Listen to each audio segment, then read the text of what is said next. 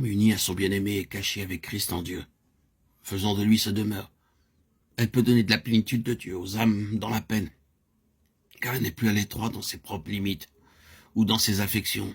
Ouvrez vos cœurs, dit l'apôtre Paul aux Corinthiens 2:7-2. Il y a place en son cœur pour tous ceux pour qui le Seigneur a donné sa vie.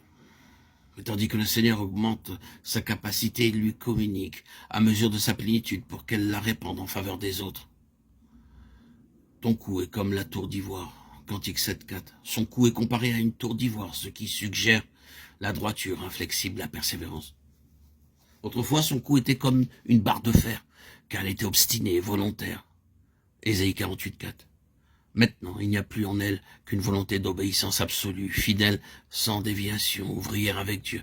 L'âme est établie par lui comme une forteresse au milieu du peuple. Jérémie 6:27. Afin que tu connaisses et sondes leur voix, humble et douce pour tout ce qui ne concerne qu'elle, elle est comme une tour d'ivoire, inflexible, immuable, pour ce qui est de la fidélité envers Dieu. Tes yeux sont comme les étangs de Heshbon. Cantique 7:4. Les expressions employées pour les yeux du cœur donnent la mesure de la croissance dans la vie divine. Ici, ils sont comparés aux profondeurs calmes, transparentes des étangs.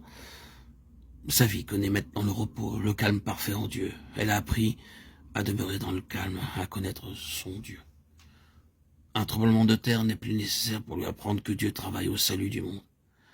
Elle reconnaît en son cœur le murmure doux et subtil par lequel il lui révèle sa volonté afin qu'elle soit son instrument pour enseigner à ses enfants la différence qu'il y a entre ce qui est saint et profane, entre ce qui est pur et impur. Ézéchiel 44:23. Pendant qu'elle demeure en son bien-aimé, elle reçoit le don de discernement des esprits.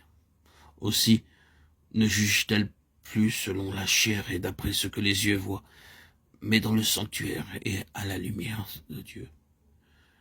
Ton nez est comme la tour du Liban qui surveille la plaine de Damas, des Cantiques 7:5.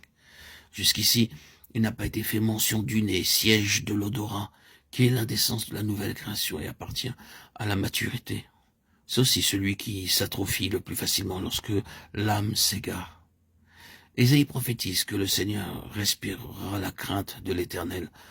11:3. Ceci implique un sens extrêmement délicat, une connaissance intuitive de la volonté de Dieu, de sa pensée, donc comparée à l'odorat et représentée sous l'image d'une tour. Effectivement, cette connaissance est une force. Elle permet de marcher avec Dieu sans broncher dans la plus haute des atmosphères et la plus intime des communions. Ton nez comme la tour du Liban qui surveille la plaine de Damas.